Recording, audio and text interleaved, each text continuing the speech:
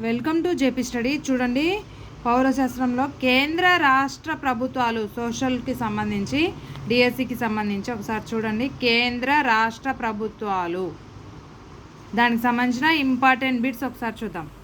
దేశ స్థాయిలో శాసనాలను రూపొందించే వ్యవస్థ ఏది? దేశ స్థాయిలో పార్లమెంట్. భారతదేశ పార్లమెంటులో ఉండేది ఏంటిది? రాష్ట్రపతి, లోక్సభ, రాజ్యసభ. భారతదేశ పార్లమెంటులో ఉండేటివి ఏంటివి? రాష్ట్రపతి, లోక్సభ, రాజ్యసభ. భారతదేశ లోక్సభ సభ్యుల సంఖ్య ఎంత? 545. రాష్ట్రపతిని ఏ విధంగా ఎన్నుకుంటారు? పరోక్ష పద్ధతిలో ఎన్నుకుంటారు. లోక్సభకు ఎన్ని సంవత్సరాలకు ఒకసారి ఎన్నికలు నిర్వహిస్తారు? 5 సంవత్సరాలకు ఒకసారి. రాజ్యసభ గరిష్ట కాల పరిమితి ఎలా ఉంటుంది? రాజ్యసభ గరిష్ట కాల పరిమితి శాశ్వతమైనది. రాజ్యసభ సభ్యుల పదవీ కాలం 6 ఏళ్ళు.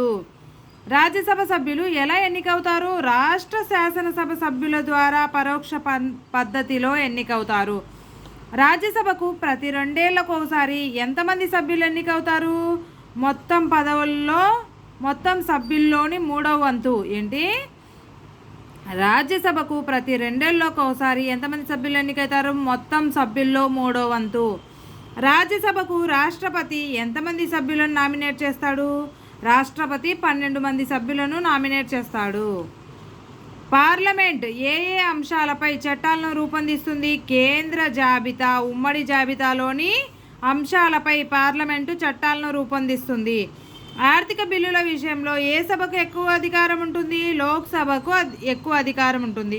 దిగువ సభ ప్రజాప్రతినిధుల సభగా గుర్తింపు పొందింది ఏది? లోక్సభ. రాష్ట్రపతిని ఎన్నుకునే ఎన్నికల గణంలోని ఓటర్లు ఎవరు? లోక్సభ, రాజ్యసభకు, వివిధ రాష్ట్రాల శాసనసభకు ఎన్నికైన సభ్యులు. రాష్ట్ర శాసనసభలో ఎవరెవరు ఉంటారు? రాష్ట్ర శాసనసభలో గవర్నర్, విధానసభ, విధాన పరిషత్ సభ్యులు ఉంటారు. రాష్ట్ర శాసనసభలు ఏ అంశాలపై శాసనాలు చేస్తాయి? రాష్ట్ర జాబితా, ఉమ్మడి జాబితాలోని అంశాలపై రాష్ట్ర శాసనసభలు శాసనాలు చేస్తాయి. విధానసభ సభ్యుల పదవీ కాలం ఎంత? 5 ఏళ్ళు. పరోక్ష పద్ధతిలో ఎన్నికయ్యేవారు ఎవరు? రాష్ట్రపతి, ఉపరాష్ట్రపతి, రాజ్యసభ, విధాన పరిషత్ సభ్యులు. రాష్ట్రాల వారీగా విధానసభ సభ్యుల సంఖ్యని ఎలా నిర్ణయిస్తారు? ఆ రాష్ట్రం యొక్క విస్తీర్ణం, ఆ రాష్ట్ర యొక్క జనాభా ఆధారంగా. రాష్ట్ర విధాన పరిషత్ సభ్యుల సంఖ్యను ఎలా నిర్ణయిస్తారు? రాష్ట్ర విధానసభ సంఖ్యలో 3వ వంతు మందిని రాష్ట్ర విధాన పరిషత్ సభ్యులుగా నిర్ణయిస్తారు. లోక్సభ స్పీకర్ను ఎవరు ఎన్నుకుంటారు? లోక్సభ సభ్యులు లోక్సభ స్పీకర్ను ఎన్నుకుంటారు. రాజ్యసభ చైర్మన్ ఎవరు? ఉపరాష్ట్రపతి. ఏదైనా బిల్లును చట్టంగా రూపొందించాలనుకున్నప్పుడు ఆ బిల్లును ఏ సభలో ప్రవేశపెట్టాలి? లోక్సభలోనైనా రాజ్యసభలోనైనా ప్రవేశపెట్టాలి. ఆర్థిక బిల్లును ఏ సభలో ప్రవేశపెట్టాలి? లోక్సభలోనే ప్రవేశపెట్టాలి. రాజ్యసభలోనైనా లోక్సభలోనైనా ఏదైనా బిల్లును ప్రవేశపెట్టడానికి అర్హుడెవరు? ఆ సభలోని ప్రతి సభ్యుడు.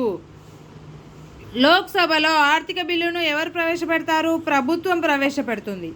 రాజ్యసభ, లోక్సభల మధ్య ఏదైనా బిల్లు విషయంలో అభిప్రాయ భేదాలు ఏర్పడితే ఉభయ సభల సంయుక్త సమావేశాన్ని రాష్ట్రపతి ఏర్పాటు చేస్తాడు.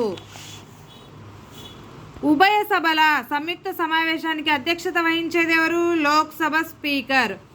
పార్లమెంటు ఆమోదించిన బిల్లును రాష్ట్రపతికి పంపితే అప్పుడు రాష్ట్రపతి ఏం చేస్తాడు? ఆమోదించవచ్చు, లేకపోతే పునః పరిశీలనపై తిరిగి పంపవచ్చు. పునః పరిశీలనకు పంపిన బిల్లు పార్లమెంట్ ఆమోదించి తిరిగి రాష్ట్రపతికి పంపితే ఏం చేయాలి? తప్పకుండా ఆమోదం చేయాలి.